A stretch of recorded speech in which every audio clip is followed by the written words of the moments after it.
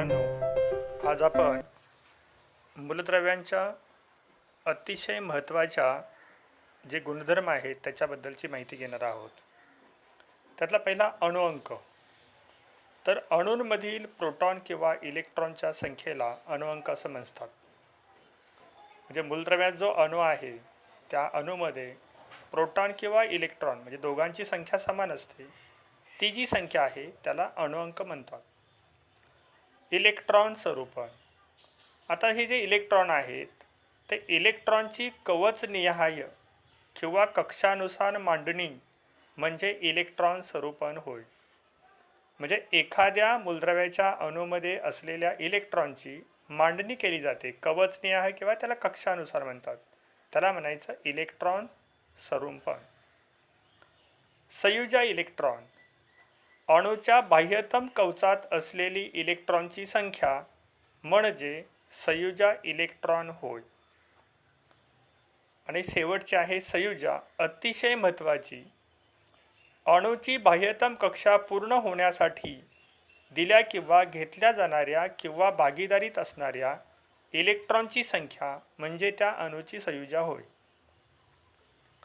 मित्रांनो, प्रत्येक अणू म्हणजे प्रत्येक मूलद्रव्याचा अणू हा पहिली कक्षा असेल तर द्विक पूर्ण करण्याचा प्रयत्न करतो किंवा दुसरी, तिसरी आणि चौथी कक्षा किंवा त्या पुढच्या असतील तर अष्टक पूर्ण करण्याचा प्रयत्न करतो. आणि म्हणून जर समजा मी इथे एक सोडियमचं उदाहरण घेतलेलं आहे. सोडियमचा अणुअंक आहे 11 म्हणजे त्यामध्ये इलेक्ट्रॉन आहेत 11.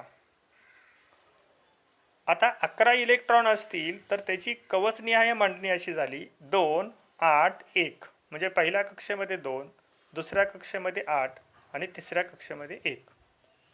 आणि मग या ठिकाणी आकृतीमध्ये हा केंद्रक असेल त्यामध्ये प्रोटॉन आणि न्यूट्रॉन असतात. या पहिल्या कक्षेमध्ये 2 इलेक्ट्रॉन, दुसऱ्या कक्षेमध्ये 8 इलेक्ट्रॉन आणि तिसऱ्या कक्षेमध्ये 1 इलेक्ट्रॉन. त्यामुळे इथं खरे तर 8 असतील तर हे स्थिर होतं आणि म्हणून हा 1 इलेक्ट्रॉन जो आहे तो इलेक्ट्रॉन दिला जातो. आणि मग त्याची ही जी दुसरी कक्षा आहे त्याच्यामध्ये 8 इलेक्ट्रॉन होतात व सोडियमचा अणू हा स्टेबल होतो किंवा स्थिर होतो.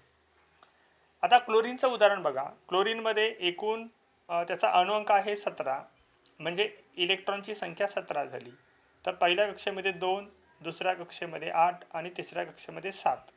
तर इथं पहिल्या कक्षेत 2 आहेत, नंतर 8 आहेत आणि शेवटी 7 आहेत. इथं पण बाह्यतम कक्षा पूर्ण होण्यासाठी 8 इलेक्ट्रॉन लागतात म्हणजे एका इलेक्ट्रॉनची आवश्यकता आहे. आणि मग इथं असं घडतं की हा सोडियम 1 इलेक्ट्रॉन क्लोरीनला देतो. म्हणजे क्लोरीनमध्ये झाले 7 आणि 1 8 इलेक्ट्रॉन आणि सोडियमचं हे बाह्यतम कवच जे आहे तिसरं ते निघून जातं. म्हणजे इथल्या बाह्यतम कक्षामध्ये 8 इलेक्ट्रॉन झाले. अशा प्रकारे हा सोडियमचा धन आयन तयार झाला. हा सोडियमचा धन आयन तयार झाला आणि हा क्लोरीनचा ऋण आयन तयार झाला. क्लोरीननं इलेक्ट्रॉन घेतल्यामुळे तो ऋण आयन झाला, सोडियमनं दिल्यामुळे तो धन आयन झाला. याला कॅटायन म्हणतात आणि याला ॲनायन म्हणतात. आता मी सांगितलं दिला आणि घेतलं उदाहरण झालं. आता भागीदारी कशी होते. आता हायड्रोजनचं उदाहरण घ्या. हायड्रोजनमध्ये एकच इलेक्ट्रॉन असतो आणि क्लोरीनमध्ये 17 इलेक्ट्रॉन असतात. आता इथं असं होतं की हायड्रोजननं जर इलेक्ट्रॉन दिला तर हायड्रोजन संपला म्हणजे त्याच्यामध्ये काही राहू शकत नाही आणि म्हणून हायड्रोजन आणि क्लोरीन याची भागीदारी होते. आता भागीदारी होत असताना हायड्रोजनचा हा इलेक्ट्रॉन आणि क्लोरीनचा बाह्यतम कक्षेमध्ये असलेल्या 7 इलेक्ट्रॉनच्या मधील 1 इलेक्ट्रॉन ह्या दोघांची भागीदारी इथं झालेली आहे. 2 इलेक्ट्रॉनची भागीदारी म्हणजे एक हायड्रोजनचा आणि एक क्लोरीनचा. म्हणजे इथं हायड्रोजनची संयुजा 1 आहे आणि क्लोरीनची संयुजा 1 आहे म्हणजे एका इलेक्ट्रॉनची काय झाली भागीदारी. यावेळेस जो बंध तयार होतो त्याला सहसंयुज बंध असं म्हणतात. आणि या ठिकाणचा पण एक बॉन्डिंग तयार होतं किंवा बंध म्हणतो आपण त्याला आयनिक बंध असं म्हटलं जातं. म्हणजे देवाणघेवाण झाली तर आयनिक बंध आणि भागीदारी झाली तर सहसंयुज बंध तयार होतो. तर अशा प्रकारची अनेक उदाहरणं आपल्याला अभ्यासक्रमामध्ये अभ्यासता येतील.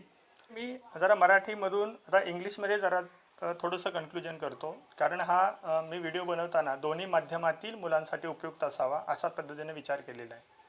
आता मुलांना ॲटॉमिक नंबर ॲटॉमिक नंबर म्हणजेच नंबर ऑफ प्रोटॉन और electrons present in atom is called atomic number. म्हणजे एखाद्या मूलद्रव्याच्या अणूमध्ये जे इलेक्ट्रॉन्स किती आहेत, म्हणजे इलेक्ट्रॉन आणि प्रोटॉनची संख्या समान असते, म्हणून नंबर ऑफ इलेक्ट्रॉन्स त्याला म्हणायचं atomic number. Electronic configuration. The shell wise distribution of the electron in an atom is called electronic configuration. त्याला इलेक्ट्रॉन स्वरूपन असं मराठीमध्ये म्हटलं जातं. म्हणजे ऑर्बिट वाईज किंवा सेल वाईज जे इलेक्ट्रॉनचं डिस्ट्रीब्युशन झालेलं आहे that is called as electronic configuration. Valence electrons. The number of electrons present in outermost orbit or shell is called valence electron. म्हणजे बाह्यतम कक्षा जी अणूची असते त्याच्यामध्ये किती इलेक्ट्रॉन्स आहेत ती जी संख्या आहे that is called as valence electrons. आता व्हॅलन्सी हा खूप महत्त्वाचा मुद्दा आहे. तर लक्षात ठेवा, the capacity of an atom to give, take or share electrons to complete the outermost shell or orbit that is called as valency. आता तुम्हाला सोडियमचं उदाहरण जर घेतलं, the number of electron present in sodium that is 11. Means in first shell there are 2 electrons, in second sale there R 8 electrons, and in third cell there is 1 electron.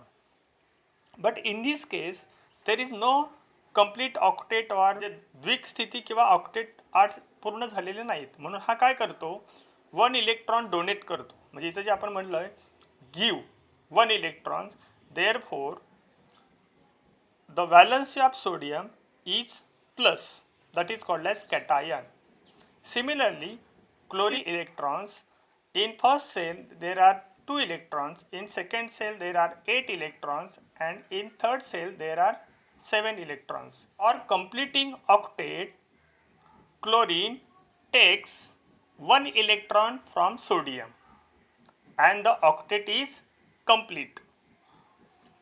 Similarly, in hydrogen there is 1 electron and chlorine having 17 electrons, but there is no give or take, because when hydrogen give 1 electron, hydrogen gives 1 electron, but this is not possible. Therefore hydrogen and chlorine there is sharing between them. Therefore 1 electron of hydrogen and 1 electron of chlorine there is sharing between them, called as covalent bond. When sharing of electrons, the bond form is covalent bond. And when there is give and take electrons, then that is called as ionic bond. Means in this case ionic bond is formed, and in this case covalent bond is formed.